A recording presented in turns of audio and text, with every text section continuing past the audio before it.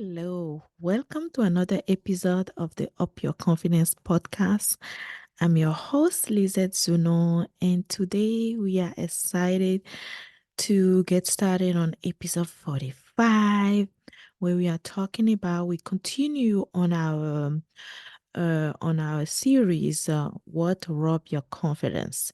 And I think you're gonna love today because today, for this March episode, we are talking about the weight of society, how the weight of society rob our confidence. And that's kind of like the major thing that really rob women confidence. So let's get started. Today we delve in the immense pressure exerted by society itself. Indeed, society alone can drain our confidence due to myriad of challenge it presents, from cultural battle to pervasive society issue such as microaggression, lack of representation, racism, sexism, basically all the isms that plague our daily life. We'll dissect each of these factors in detail, accompanied by personal anecdote story that illustrate the reality of society chip away at our confidence on a daily basis. So let's get started with the first one, microaggression. Women frequently encounter subtle form of discrimination and microaggression in our daily interaction, whether it's being interrupted in a meeting, having the idea dismissed, or having faced sexist remark. These experiences gradually erode confidence and self-worth. I first became aware of microaggression during a diversity and inclusion workshop in 2018 by the website Diversity Inc., where the facilitator provided a poignant definition. Definitely, that was the first time I ever heard about microaggression. By the example she was giving, it literally opened my eyes. Examples such as, I don't understand your accent. I have an accent. You are so smart. You speak so well. You are so different than other Black people. Never mind. I don't see color.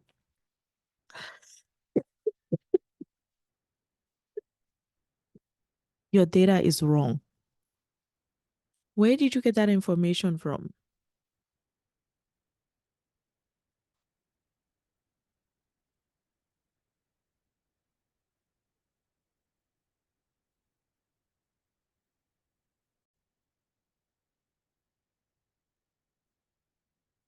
It's really things like your data is wrong. Where did you get that information? Are you sure you double check that information? I love your hair. It's so different. These are like all kind of macroaggression. There seems innocuous comment, maybe unconscious, but they perpetuate prejudices and contribute to the erosion of confidence. It's essential to recognize and address this instance, remembering that discomfort caused by microaggression is a reflection of the speaker, but not the listener. So it's not really your problem. It's really them problem. It's really their problem. So be aware that, and know that there exists. Don't believe in it. Know your worth. It will clearly impact you and rob your confidence.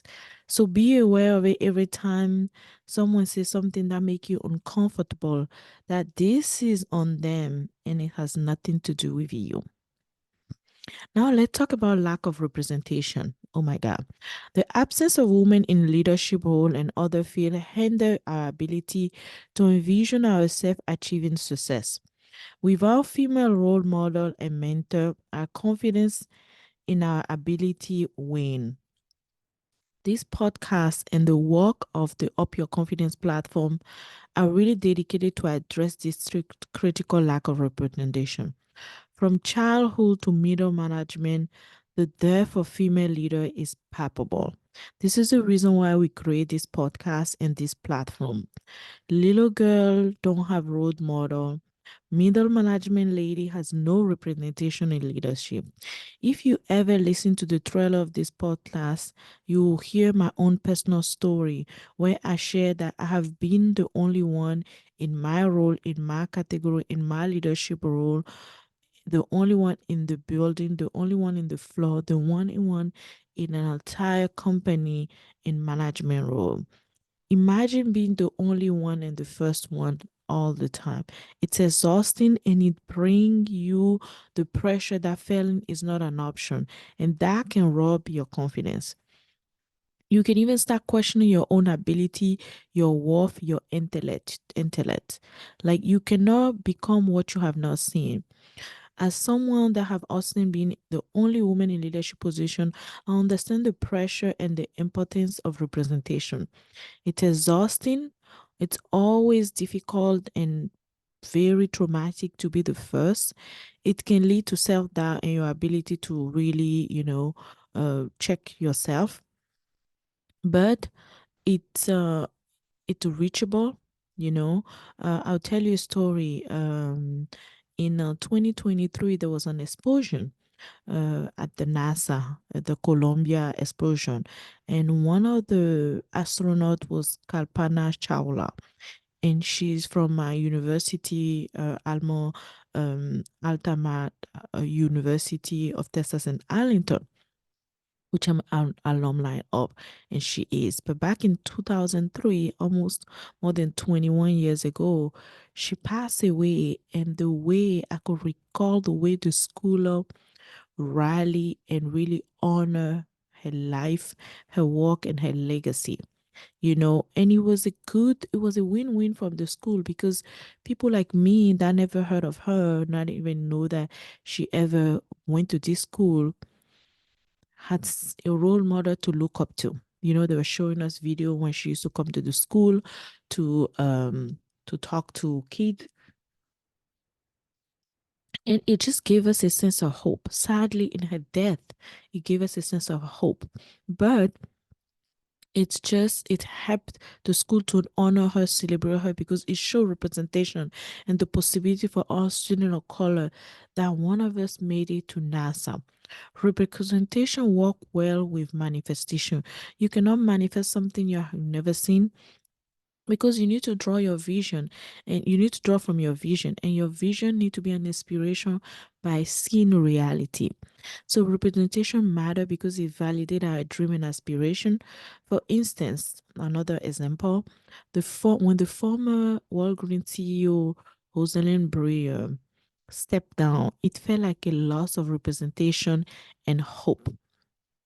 Such event impact confidence and raise question about our own ability, because sometimes we don't have representation in leadership position. We never see a woman that is happily married with kid and sane with her mental health being healthy in situ.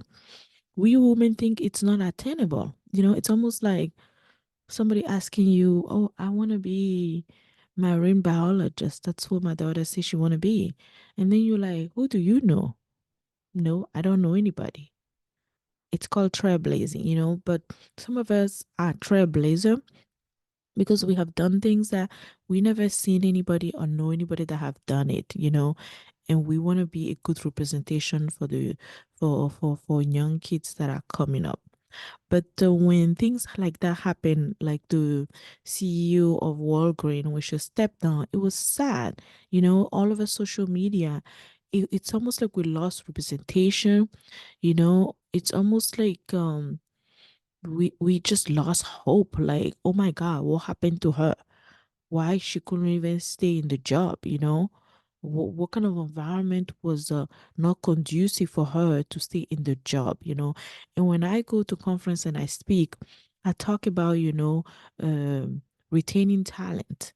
And that is really important, because one thing is to gain a new talent and a diverse candidate or person in your organization. But how do you retain that person also in the organization matter? Because every time you lose a very representative person, from a diverse group, you are losing a lot of people. You are losing people. You are losing the attraction of people to your organization, and that's the same thing for any group of a minority. When we lose one group of minority, everybody wonder like, I don't know if I want to work for that company. They never have black people there. I don't know how they're gonna act. It's just very difficult. So the lack of representation is something that it's difficult. One of my friends just shared with me literally yesterday before while I was preparing for this podcast that she was just bypassed for a promotion, and another Caucasian lady was promoted in front of her, somebody that started the role right after, couple of months after her. Some of us refuse. Somebody say, "Oh, it's just it's not always that." But when it happened too often, it's actually that, whatever that is. So, lady, watch out. Discrimination and all the ism will impact your confidence because later I had to tell my friend she was just supposed to be celebrating the greatest moment of her week of her life, a great achievement that I was calling her to congratulate her on her achievement. And she was not cheerful. And I was like, why are you not excited? And she's like, although I just got this great achievement in my career and I should be happy, I was just bypassed for promotion. And I'm like, you should not attach your worth to a promotion. You should not attach your worth to what other people have control to do. You should attach your worth to your ability. And that's always the best way, you know.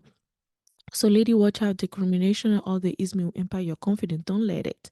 Understand that it's part of society and don't let that impact you. This is also happened to men, by the way. Like always tell my daughter, life is not fair, but we just have to keep going. Next thing we want to discuss is really the internalizing ism. There's so many ism out there, right? Women often internalize societal message about inferiority leading to self-doubt and imposter syndrome. Despite achievement and qualification, the fear of being exposed as a fraud persists. It's crucial to acknowledge this feeling and push forward despite them. Know that this is real, all this society impact, all the ism, sexism, racism, misogyny, somebody would just tell you, forget it. I was listening to, which is the worst 90 minute that I should get back. I was listening to an Elon Musk interview this week, right? And he was talking about like people need to stop talking about all this ism because we need to move on. I mean, he was talking specific about racism, that we should just move on and forget about it. Yes, we're gonna move on regardless. But you gotta realize that all those ism impact people. Not everybody will listen to a podcast like this. Not everybody will have a great coach in their life. Not everybody will have a good mentor in their life. These just by normal nature impact people's self-worth. It impact that it make them doubtful of themselves. So let me give you a trick. We all feeling doubting, even if there was no society. It's just the way that life has been created. You always doubt yourself. Let me give you an example. I've been a speaker for 10 years professionally now. I'm a certified uh distinguished toastmaster, which means I had to like do I don't know how many speech to get to that level, more than 50 to 100 speech, if I recall, right? I've done more than 100 speech by now, in total. And I have a keynote coming up, in probably one of the biggest stage that I've been so far. And I'm procrastinating, which I also learned that procrastination is a good thing for creative like me. So I might be doing the right thing, but in my mind, I'm avoiding to sit down and completing my presentation because I started about 6 months ago, right? But to put the finish up on it and then start really, preparing and rehearsing.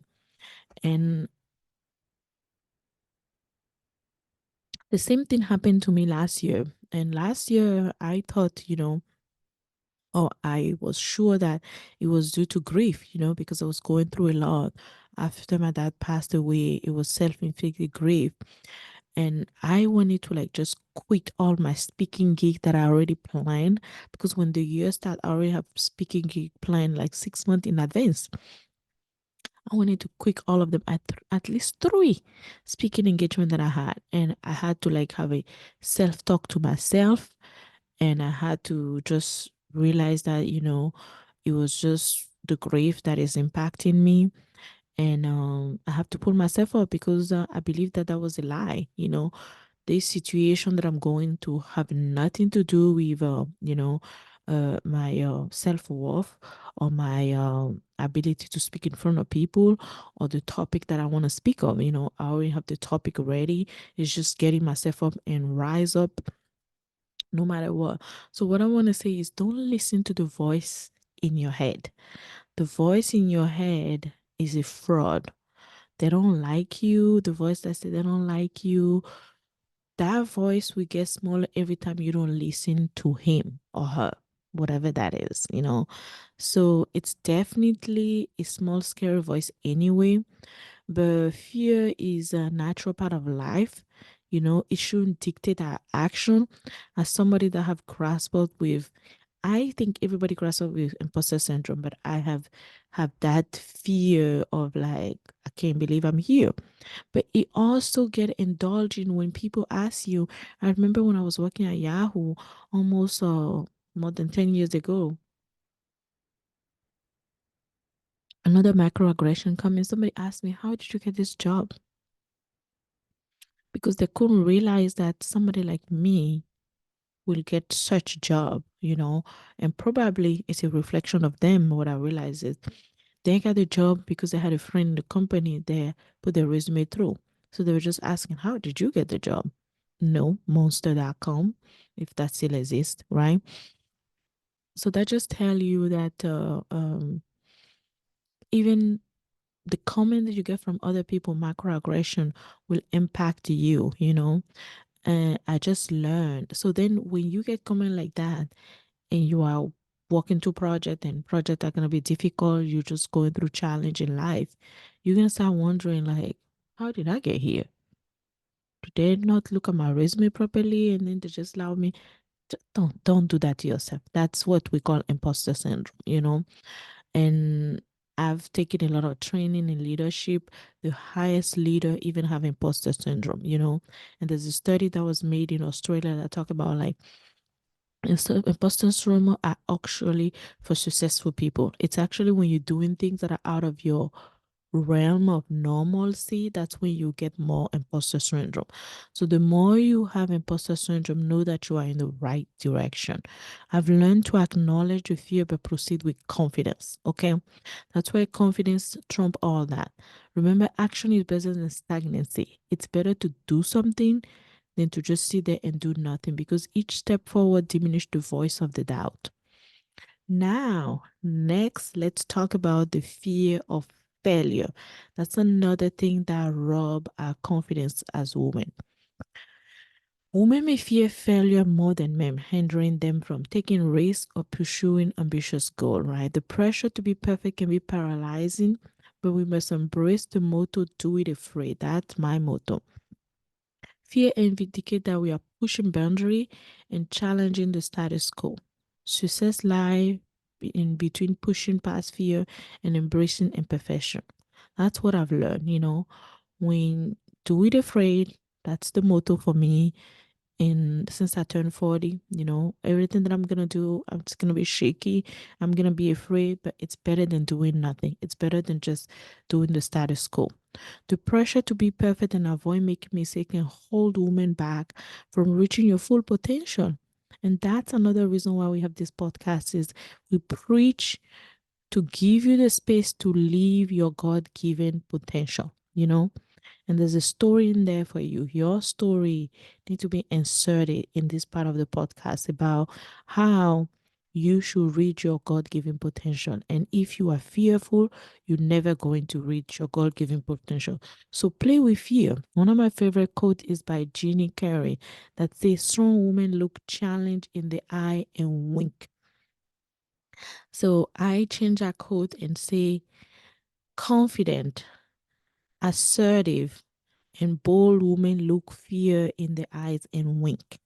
So ABC woman, confident, assertive, bold, and confident, look fear in the eyes and wink.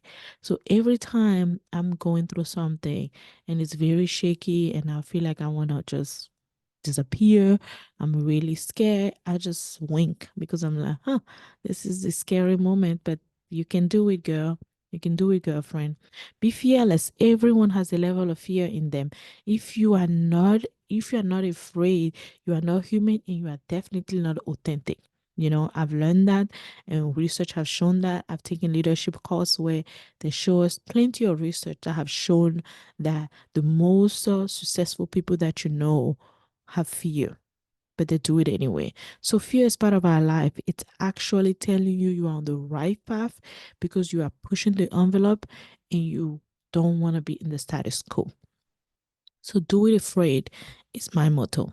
That should be on a t-shirt. Do it afraid every time.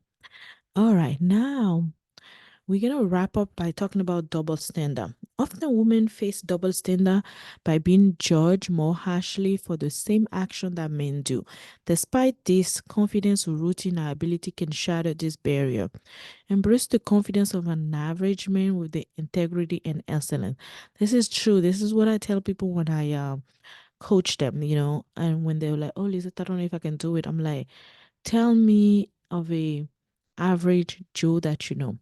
Give me the name of average Joe that you know. And when they give me, they can say, "Oh, Michael. What does Michael look like? Oh, Michael is a Caucasian middle average man. How does is he confident at work? Yes. So mirror what Michael is doing. Just do what Michael do. Don't try to just use the confidence that Michael have. Exercise the confident muscle that Michael has at work. And that is going to make you forget about the double standard because of the double standard, we're always trying to rise higher. You can see that the double standard society, men have very low and acceptable standard, but women are held to a higher standard. So that is the reason why it erode our confidence. We try to do too much because we worry about what other people think of us. While if we can just do the minimum, that is already better than the mediocre person.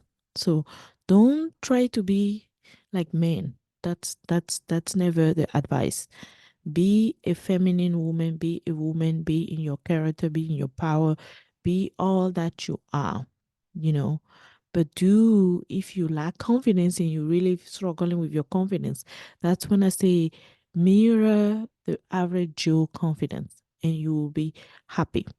What I don't like and what I don't prescribe or what I don't suggest or what I don't guide you to do is to be a jerk. You know, don't be like a jerk, man. Don't have overly confident reaction like some jerk. Choose to do the right thing and you'll be successful like your average mediocre Joe. If you want to do more than the average mediocre Joe, now your confidence will be off the roof. You can even become more intimidating. And that's what happened like women that are like just have born giving confidence and believe in their ability and in their worth, they become intimidated because the average Joe confidence is down here. Just making sure your confidence is rooted in your ability to excel and not anything else.